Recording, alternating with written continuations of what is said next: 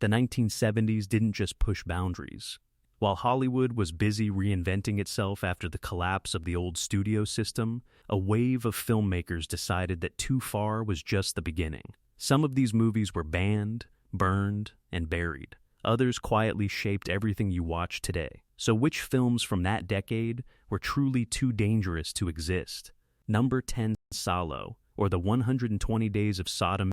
If there is one film that has genuinely terrified film scholars, government censors, and casual viewers alike for nearly 5 decades, it is this one. Pier Paolo Pasolini's final film before his brutal murder was not just controversial. It was, and still remains, one of the most legally contested pieces of cinema ever committed to celluloid. Set in the final days of fascist Italy in 1944, Salo transposes the Marquis de Sade's infamously depraved 18th century novel into a political horror show. 4 powerful libertines, a duke, a bishop, a magistrate, and a president, kidnap 18 teenagers and subject them to months of psychological torture, humiliation, and ritualistic degradation. But here is what most surface-level reviews miss. Pasolini wasn't making shock content. He was crafting one of the most ferocious critiques of fascism and consumer capitalism ever put on screen. Every act of cruelty in the film mirrors the dehumanizing logic of authoritarian power structures. He made audiences feel complicit for watching, which was entirely the point. The film was immediately banned in Italy, the United Kingdom, Australia, and multiple other countries. It was seized by customs agents in Canada. In the United Kingdom, it remained effectively banned for over 2 decades. Even today, streaming platforms refuse to carry it, and physical copies are difficult to obtain in many regions. Pasolini was murdered just weeks before the film's release, and conspiracy theories have swirled ever since about whether the film's content played any role in his death. His killer, Pino Pelosi, later recanted his original confession and suggested multiple men were involved, men who were reportedly furious about the film's existence. Critics are still divided. Some call it unwatchable. Roger Ebert gave it 4 stars and described it as a film that demands moral courage from its audience. The Criterion Collection released a restored edition, cementing its place in the canon of world cinema, even as debates rage about whether it belongs there. Number 9, Straw Dogs. Sam Peckinpah had already earned a reputation as Hollywood's most volatile director when he made this film. With Straw Dogs, he didn't just court controversy, he practically dared the world to come after him. Dustin Hoffman plays David Sumner, a mild-mannered American mathematician who relocates with his British wife Amy to her rural Cornish hometown. What begins as a pastoral retreat slowly curdles into something primal, violent, and deeply uncomfortable. When a group of local men invade their farmhouse, David transforms from passive academic into something unrecognizable, defending his home with a ferocity that disturbs the audience more than the villains do. The film's most controversial sequence involves a prolonged assault on Amy, which Peckinpah filmed in a way that deliberately muddied the moral waters. He refused to make it straightforwardly condemnable, instead presenting it with an ambiguity that outraged feminists, critics, and censors in equal measure. The British Board of Film Classification initially refused to classify the film, effectively banning it from UK screens. It took nearly 30 years and a 2002 resubmission before it was finally granted a certificate. Peckinpah insisted he was interrogating male violence, not celebrating it. Most of his cast disagreed with his methods, and Hoffman has spoken candidly about the chaos on set. The film's producer Daniel Melnick reportedly received death threats. Pauline Kael called it fascist.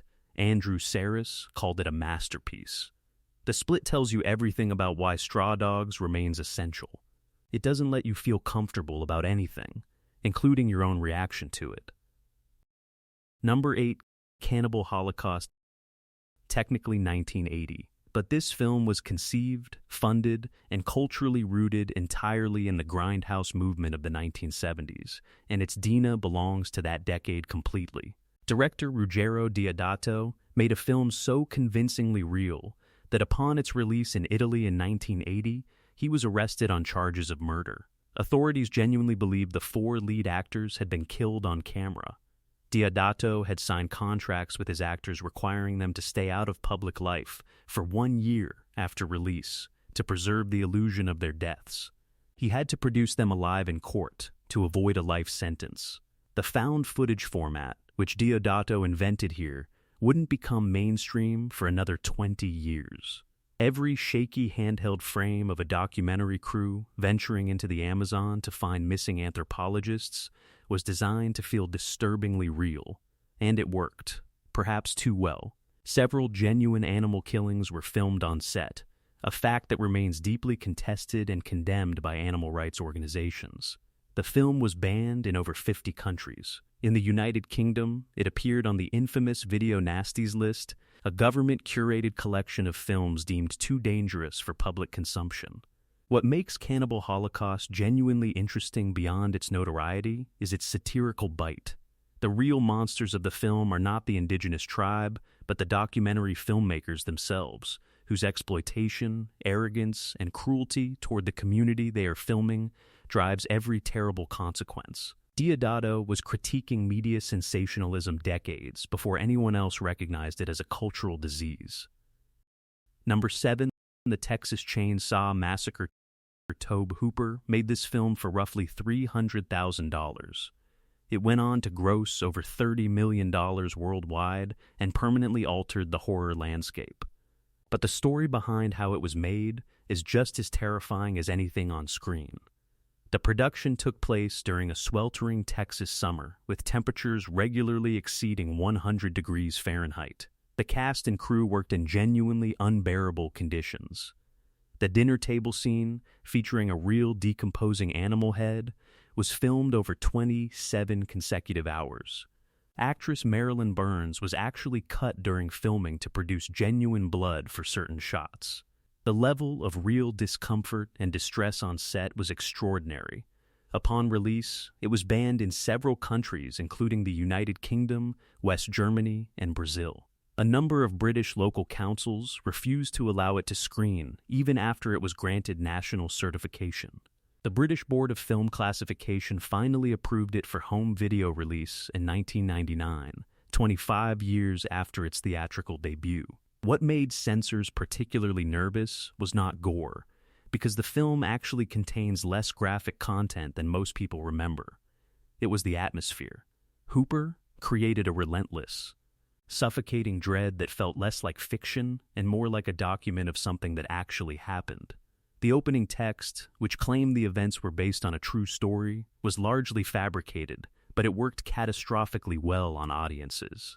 The film drew loose inspiration from the crimes of Ed Gein, as did Psycho and Silence of the Lambs. But Hooper transformed that source material into something mythological and deeply unsettling about rural American life.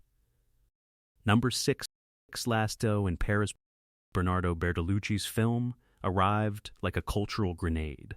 Marlon Brando and Maria Schneider. Paris, a raw, unflinching portrayal of grief, lust, and anonymous intimacy between a middle-aged widower and a young Parisian woman.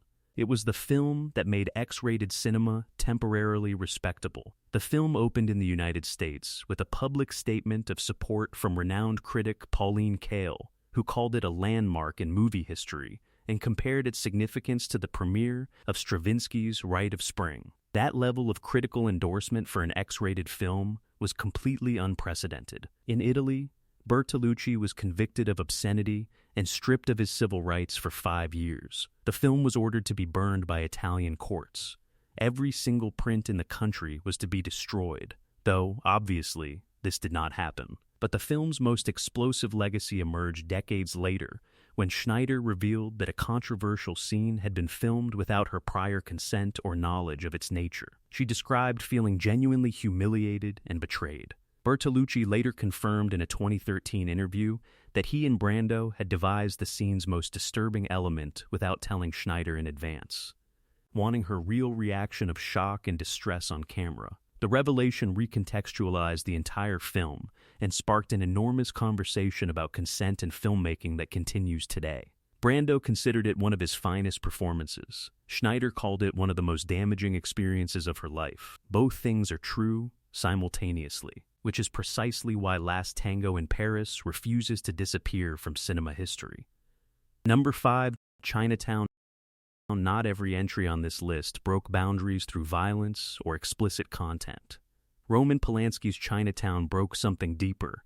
It shattered the American myth itself. In a decade defined by Watergate, Vietnam, and institutional collapse, Chinatown arrived as the perfect cultural artifact. Jake Gittes, played with absolute precision by Jack Nicholson, is a private detective in 1930s Los Angeles who slowly uncovers a conspiracy involving water rights, corruption, and a family secret so dark that even contemporary audiences struggle to process it.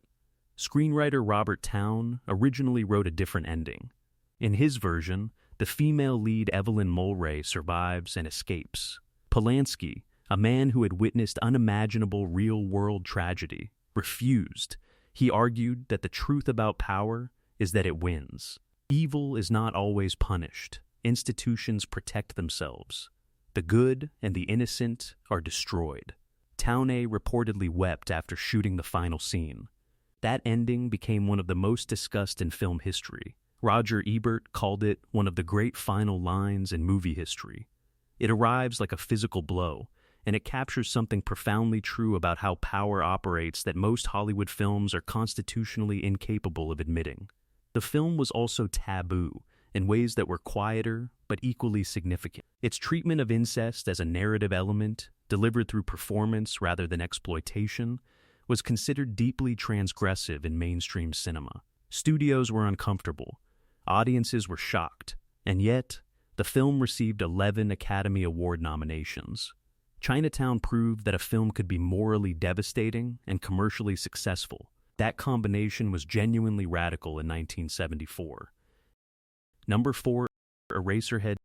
David Lynch spent 5 years making this film. 5 years. On a budget so minimal that production had to pause repeatedly while Lynch worked odd jobs to fund the next sequence. He slept on the set. He raised chickens on set. He lived inside this film with a level of obsession that bordered on the genuinely frightening. The result was a black and white nightmare set in an industrial wasteland, following Henry Spencer, a man tasked with caring for a hideously deformed infant that produces sounds unlike anything ever recorded for a motion picture soundtrack. The baby itself was one of cinema's most effectively disturbing creations. Lynch has never revealed how it was made, and has maintained that secret for nearly 50 years. The film made no sense to most people who saw it in 1977. It was dropped by its distributor, received almost no theatrical play, and seemed destined for complete obscurity. Then, something extraordinary happened. Midnight movie screenings began. In cities across America, Eraserhead found a cult following of artists, musicians, and filmmakers who recognized that Lynch had created something genuinely new. It ran continuously at one midnight cinema in New York for 4 consecutive years. Stanley Kubrick reportedly screened Eraserhead for his entire cast and crew before filming The Shining, calling it one of his favorite films. Mel Brooks saw it and immediately hired Lynch to direct The Elephant Man. What made Eraserhead taboo was not content but form. It refused to explain itself. It refused to comfort the audience. It demanded to be felt rather than understood, and in 1977, that level of artistic audacity was considered almost hostile to cinema itself. Number 3, The Exorcist. William Friedkin's film about the demonic possession of 12-year-old Regan MacNeil made people physically ill, not metaphorically. Literally, reports emerged immediately after its release of audience members fainting, vomiting in theaters, and fleeing screenings in genuine terror. Lines stretched around city blocks. Ambulances were stationed outside some venues. The production was plagued with what crew members described as genuinely inexplicable incidents. A fire destroyed several sets. Actor Jack McGowan died shortly after completing his role. 9 people connected to the production died during or shortly after filming, which was enough to fuel enduring rumors that the production was cursed.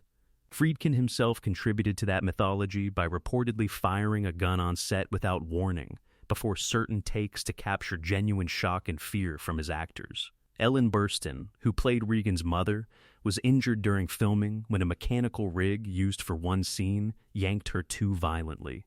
Her scream of pain in that moment is the scream in the final film. Linda Blair, just 14 years old during production, received death threats from religious groups who believed she had genuinely committed blasphemy by playing a possessed child. She required a bodyguard for over 6 months after the film's release. The British Board of Film Classification banned the film from home video release until 1999. Multiple American cities and municipalities attempted to ban it from theatrical screening. The Vatican issued statements about it. Priests were stationed outside some cinemas to counsel distressed viewers. The Exorcist grossed nearly $250 million on a budget of $12 million. It remains one of the most profitable films ever made, which tells you something both troubling and fascinating about the relationship between fear, taboo, and commerce. Number 2, A Clockwork Orange. Stanley Kubrick made this film, watched it become one of the most controversial releases in British cinema history, and then did something no major director had ever done before. He withdrew it himself. After several violent crimes in the United Kingdom were attributed by perpetrators and defense lawyers to the film's influence, Kubrick requested that Warner Bros. Pull A Clockwork Orange from British distribution. The studio complied. For 27 years, the film was effectively banned in the UK at the personal request of its own director. It was only re-released after Kubrick's death in 1999. The film adapts Anthony Burgess's novel about Alex DeLarge, a charismatic, ultra-violent teenage gang leader in a near-future Britain who is subjected to a government conditioning program designed to eliminate his capacity for violence. Malcolm McDowell's performance is one of the most magnetic and disturbing in cinema history. He makes Alex impossible to look away from, which is precisely what horrified critics and charmed audiences simultaneously. The film's use of classical music, specifically Beethoven's Ninth Symphony and Gene Kelly's Singin' in the Rain during sequences of brutal violence, created a cognitive dissonance so powerful that it permanently altered how filmmakers used music. Kubrick didn't score violence with ominous sound. He scored it with joy. The effect was morally catastrophic and cinematically revolutionary. Burgess himself had complicated feelings about the adaptation for the rest of his life. He believed Kubrick had stripped the novel of its redemptive final chapter, creating a film that endorsed nihilism rather than questioning it. McDowell has reported that real members of violent gangs attended early screenings and cheered. If that doesn't capture the terrifying power of A Clockwork Orange, nothing will. Number 1, Apocalypse Now. This is not just the most extreme filmmaking experience of the 1970s. It might be the most extreme filmmaking experience in the history of cinema. Full stop. Francis Ford Coppola traveled to the Philippines to make his Vietnam War epic, and in doing so, created a production that became as chaotic, dangerous, and morally ambiguous as the war it depicted. The shoot lasted over a year and a half. The budget doubled, then tripled. Coppola reportedly had multiple breakdowns and told journalists he came close to taking his own life during production. He mortgaged his own home and vineyard to keep the film alive. Marlon Brando arrived on set, having not read the source material, Joseph Conrad's Heart of Darkness, overweight, and completely unprepared. The production worked around him by filming his face in shadow and allowing him to improvise, which produced some of the most hypnotic and strange screen moments ever captured. Martin Sheen suffered a genuine heart attack during production. He was 36 years old. Coppola did not shut down filming. A massive typhoon destroyed the entire set. Rather than abandoning the project, Coppola used the downtime to restructure the entire screenplay. Dennis Hopper was reportedly in an extreme state of chemical chaos throughout his scenes, and his frantic energy is entirely unperformed on screen. The film's documentary companion, Hearts of Darkness, A Filmmaker's Apocalypse, made by Coppola's own wife Eleanor using footage she secretly captured during production, is itself one of the most riveting documents about creative obsession ever assembled. She caught everything on camera, including her husband's emotional collapse. Apocalypse Now won the Palme d'Or at Cannes, where Coppola famously declared that the film was not about Vietnam. It was Vietnam. That single statement, delivered with the exhaustion of a man who had genuinely survived something, remains the most accurate description of what makes this film so extraordinary and so disturbing. The film asked audiences to sit inside moral horror without resolution, without a hero, without catharsis. After 2.5 hours of extraordinary sensory assault, the darkness simply ends. There is no answer. There is no light, just the horror. And somehow, that honesty made it the definitive statement on American overreach, military arrogance, and the destruction that follows when power moves without conscience. No other film from the 1970s, and arguably no other film from any decade, captures the feeling of a civilization consuming itself with such terrifying beauty. So there you have it. 10 films that didn't just push the envelope, they set it on fire. Drop your thoughts in the comments below. Which one of these genuinely disturbed you the most? And here's the real question worth fighting about. Were these films dangerous because of what they showed, or because of what they made us feel about ourselves? Because if it's the second one, maybe the censors were right to be scared.